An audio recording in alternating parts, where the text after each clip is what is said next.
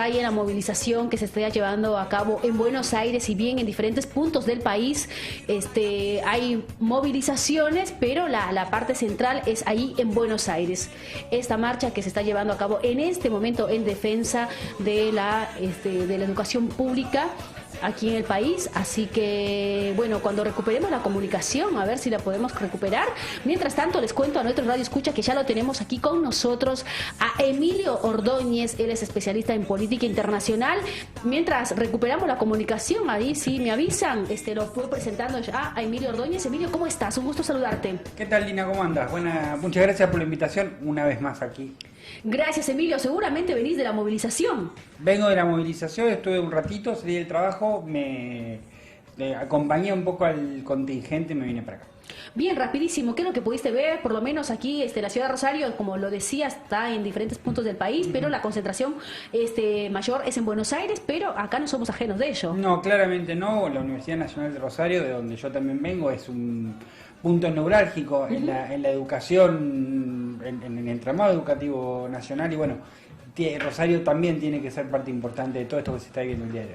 Así es, me dicen que ya lo tenemos allá, José Daniel. A ver, vamos a ver si se puede conectar o podemos conectar bien la transmisión, el audio con José Daniel, que está ahí en Buenos Aires. Gracias. Bueno, sabemos que es complicado la comunicación por cuando dependemos de la tecnología, la parte tecnológica. Así que, José Daniel, ¿estás ahí? Pensé que lo habíamos recuperado. Aparentemente José Daniel brilla por su ausencia, no lo podemos conectar. Seguro está teniendo inconvenientes con el tema del internet. Recordemos que es una movilización donde no sé si podemos, Emilio, calcular cuánta gente, porque aquí nomás en la ciudad de Rosario había muchísimas personas. La plaza San Martín estaba repleta. Sí, me parece que rápidamente decir que puede constituir un parteaguas en este proceso político convulso que estamos viviendo. Parece que el primer hecho importante como parteaguas fue el 24 de marzo, la marcha del 24 de marzo, y ahora esta marcha, lo cual marca de alguna manera ciertas grietas cada vez más grandes que que el propio gobierno de Javier Milei se ha generado por sí mismo en términos de política económica y sobre todo de una constante política de provocación y conflicto ante diversos frentes, y uno de ellos es el frente educativo. No por nada, y acá estamos viendo cómo determinados puntos de agenda se convierten en elementos aglutinadores. El primero es el tema de derechos humanos, y el segundo es un bien que ha ganado el país desde hace muchísimo tiempo, como es el de la educación y sobre todo la educación pública. Por lo tanto, me parece que hay que prestar atención a los efectos en el corto plazo que puede llegar a tener esta marcha, no solo en términos de encuestas, sino también en términos de cómo también el gobierno va a reaccionar ante algo que no le puede, esta manifestación a nivel nacional no puede ser indiferente ni siquiera a un gobierno con un discurso tan cerrado como el que está actualmente en la Casa Rosada. Así que me parece que hay que esperar algunas respuestas políticas, saber qué respuestas políticas puede llegar a tener el gobierno de Javier Milei en los próximos días, ante lo que estamos viendo. Así es, mientras los chicos van preparando ya las preguntas, se hablaba antes cuando empezó el gobierno de Milei, muchos especialistas decían que no llega a los 6 meses. Estamos ya a principios del mes de mayo y ya hay denuncias de por medio donde se habla de la destitución del gobierno. ¿Qué mirada te merece este tema? A ver, estamos ante un gobierno que, a pesar de las políticas económicas que lleva adelante, a pesar de esta recesión, de este principio de recesión económica, a pesar de los efectos que han tenido las medidas económicas para el conjunto de la sociedad, es un gobierno que cuenta como mínimo con el 45% de apoyo. Las encuestas marcan esto y al mismo tiempo marcan dos cosas que pueden parecer contradictorias entre sí, pero no lo son en una segunda lectura. La primera cuestión que marcan las encuestas es que la situación económica de las familias se ve desmejorada a partir de las políticas económicas de Milei, por un lado. Pero por el otro lado, una gran parte de la población está dispuesta a darle un tiempo que oscila entre 3 y 6 meses.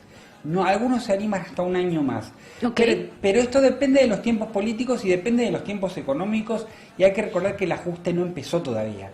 Los aumentos en el Para, tarifario, ¿cómo que no empezó? Yo ya estoy preocupada, que no llego a fin de mes y todo el empezó. grueso del ajuste no empezó todavía. No me asustes más, yo me Digo, muero. los aumentos tarifarios empiezan ahora en abril. Empezaron este mes, empezaron a venir los aumentos en estas últimas semanas. Pero la propuesta libertaria no era al revés, eran menos impuestos. ¿Cómo vienen más impuestos? A mí me parece que la propuesta libertaria es algo, por lo menos el discurso libertario, es algo que le dio cierto contenido al programa político de Milei, independientemente de lo que él realmente crea con respecto al papel del Estado. De hecho, gran parte de lo que está ocurriendo, esta retirada del Estado, este intento de privatizar bienes públicos, parece ser coherente con la salida del Estado de algunos sectores económicos. Por el momento es un programa netamente neoconservador, es un programa que prioriza sobre todo el desarrollo del capital financiero especulativo por sobre el productivo. Esto está clarísimo. Es el ideal de la retirada del Estado, del Estado ultramínimo, me parece que no es. Es tan utópico como en el campo de las relaciones internacionales decir que las vinculaciones entre países se den entre privados. Entonces, con relación a los impuestos, vos decís que van a aumentar, sí. O sea, no va a disminuir, Claramente, como viene promocionando. No, porque aparte hay una cuestión, le está bajando la recaudación. Si el Estado no recauda plata, una de las pocas maneras que tiene es subiendo impuestos. O sea que está en ese cuello de botella ideológico, si se quiere, pero me parece que... Pero en teoría, con lo que promociona, que es el tema del superávit, sea un superávit del 35%, o sea, ¿cómo le falta dinero? ¿No está le sobrando dinero? No, de hecho, ahora mismo, en este momento... El superávit primario del 35%, eso es lo que plantea él. Yo no soy economista, primero y principal, eso quiero aclararlo, pero por lo que las cifras marcan, las cifras que he visto, la recaudación en realidad está bajando. Ese superávit es a costa de un parate económico y el sector que se ha visto más, o por lo menos las partidas que se han visto más perjudicadas por la motosierra de Milei han sido las jubilaciones, pero ha pisado salarios y ha aumentado impuestos. En ese sentido, en esa lógica se explica el bajo nivel recaudatorio y es un superávit fiscal con una baja de inflación que los especialistas plantean que no va que si bien está bajando de a poquito, no va a ser una baja pronunciada, y los especialistas marcan que más allá del 9% ya no va a bajar a partir del mes que viene. Bien, vamos ahora a ir con las preguntas de los panelistas, porque la verdad que el tiempo se nos va rapidísimo, Dios mío, no lo puedo creer. No pudimos recuperar la comunicación con José Daniel, una lástima, porque queríamos probar cómo salía esto de las transmisiones de otro lugar, pero aparentemente está complicado. Así que, José Daniel, te mandamos un beso enorme y esperemos que estés bien. Vamos con Jorbeli. Ok, Emilio, para mí la pregunta vamos un poquito más para lo internacional, por ¿parece? Por favor. Para mí va el papel que tú ves que va a jugar el gobierno de Milei a nivel, sobre todo regional.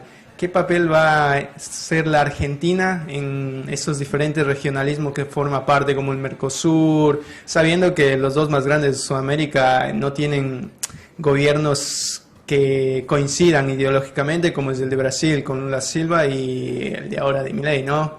¿Cuál ves el papel que va a jugar ahora? A mí me parece que lo que está haciendo Milei en este momento con respecto a los diferentes organismos regionales es bajar muchísimo la intensidad de la participación argentina, ¿no? Ha congelado Mercosur, ha mandado un personal de segundo nivel a la última cumbre de CELAC en San Vicente y las Granadinas.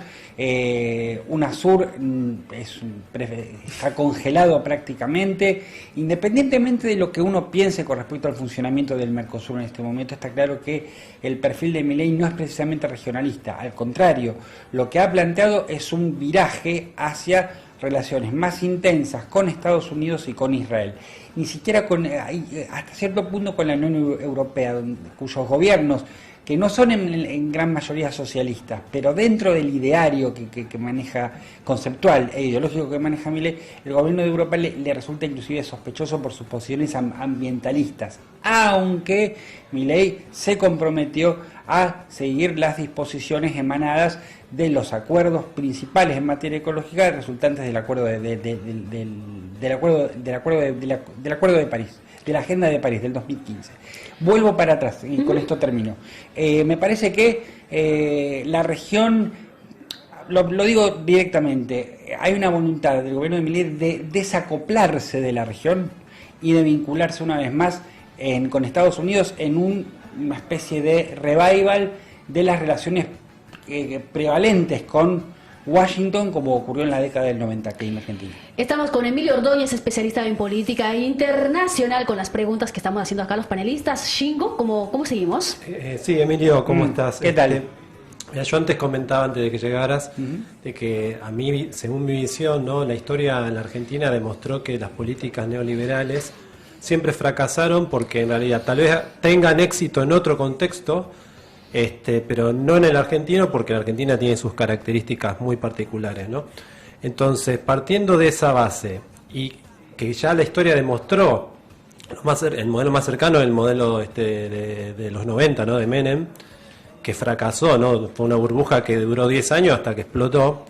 ¿Vos por qué crees, o qué condiciones favorables se le pueden llegar a presentar a Milei para que toda esta motosierra, que para mí es totalmente exagerada, ¿no?, y realmente deshumanizante, pueda llegar a tener o pueda vislumbrar una luz de esperanza respecto a las políticas económicas que se están aplicando, ¿no? A ver, rápidamente decir dos cuestiones, o tres tal vez, para resumir. Una cuestión interna y dos cuestiones externas. La cuestión interna tiene que ver con solucionar el tema del sector externo, o sea, la falta de dólares. Y vinculado con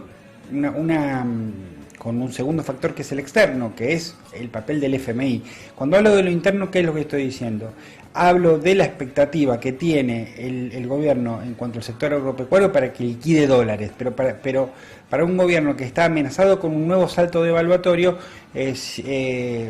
una de las especulaciones es por qué alguien que está dispuesto a liquidar a cierto valor del dólar no esperaría que el dólar aumente para especular con liquidar otra vez. O sea, si puedo ganar más plata para que después que ahora, porque voy a liquidar ahora. Esta es la primer cuestión, la cuestión interna, ¿no? O sea, ¿en qué momento, cómo podría mejorar la situación general de Argentina para Milei? Primero, la expectativa parece estar puesta aquí, en la plata, en los dólares del sector agropecuario. Segundo, la cuestión externa, la primera, que directamente nos compete, que es las relaciones con el FMI. Recientemente el ministro de Economía, Luis Caputo, volvió de la Junta de Primavera del FMI con elogios al plan económico, pero sin dólares. Se está buscando una reformulación del plan económico actual o uno nuevo y un préstamo de 15.000 millones de dólares, que no está ocurriendo. Ya avisaron desde todas las voces institucionales posibles del FMI que no habrá nuevas partidas de dólares para Argentina. Y un tercer punto que tiene que ver con el contexto internacional. Es un contexto donde tenemos no una, no dos, sino hasta tres guerras posibles. Tenemos dos guerras seguras y una posible. La primera, la de Rusia y Ucrania. La segunda, la que está ocurriendo en Medio Oriente entre Israel y el grupo islamista Hamas, y con su correlato con los bombardeos entre Israel e Irán. Y lo tercero, que el clima está puesto también, la mirada está puesta en el Pacífico, con las hostilidades entre China y Taiwán, en un contexto en el cual los países parecen replegarse, las regiones parecen replegarse sobre sí mismas. En este sentido, me parece que el comercio internacional en este momento parece cerrarse más que promover a la apertura nacional, que es justamente lo que el gobierno de Milei promueve. Entonces, hasta el contexto internacional un poco traiciona las esperanzas del gobierno. La última ya, porque nos quedamos sin tiempo, Martín. Bueno, con respecto a quería consultar a Emilio con respecto a las declaraciones de Patricia Bullrich al respecto de los iraníes que supuestamente en la frontera con Bolivia. ¿Qué mirada tiene usted al respecto? No, me parece que hay una cuestión de sobreactuar amenazas. Si bien el tema de... A ver, rápidamente, en este momento a Estados Unidos lo que tiene que ver con gestos hacia Estados Unidos y de alguna manera sobreestimar acciones o amenazas que probablemente no sean tales. O sea, a Estados Unidos le preocupa sobre todo, y no principalmente en este momento, la cuestión de la triple frontera y elementos de Hezbollah dentro de la triple frontera. Y en este sentido, y no por casualidad, la ministra de Seguridad plantea justamente este escenario. Habida cuenta, además del reciente conflicto entre Israel e Irán y una posición clara del gobierno a favor del Estado de Israel y en contra de Irán con respecto al atentado a la Embajada de Israel y el atentado a la AMIA. Por un lado, me parece que hay una voluntad de establecer una agenda forzada de seguridad para ir en consonancia con una agenda regional e internacional de parte de Estados Unidos, que en este momento ve a Irán como un adversario regional a ser atendido. Pero la gran preocupación de Estados Unidos en la región no es el terrorismo islámico, no son las agrupaciones islámicas, sino es la presencia de China y de Rusia en lugares sensibles. Inversiones en represas, las bases espaciales, la compra de armamento. Entonces, en este sentido creo que hay una voluntad de coaligar agendas y en este coaligar agendas hay peligros como el gobierno incurre en ellos, peligros de sobreactuar alianzas. A esto me refiero. Emilio, muchísimas gracias por estar con nosotros. Nos sacan del aire como siempre. Nos falta tiempo. Nos falta tiempo siempre, así que... Yo hablo mucho. Tengo que aprender a hablar menos. Yo hablo mucho. Pero bueno, es que son temas que uno no lo puede decir en un minuto. Llevan muchísimo análisis.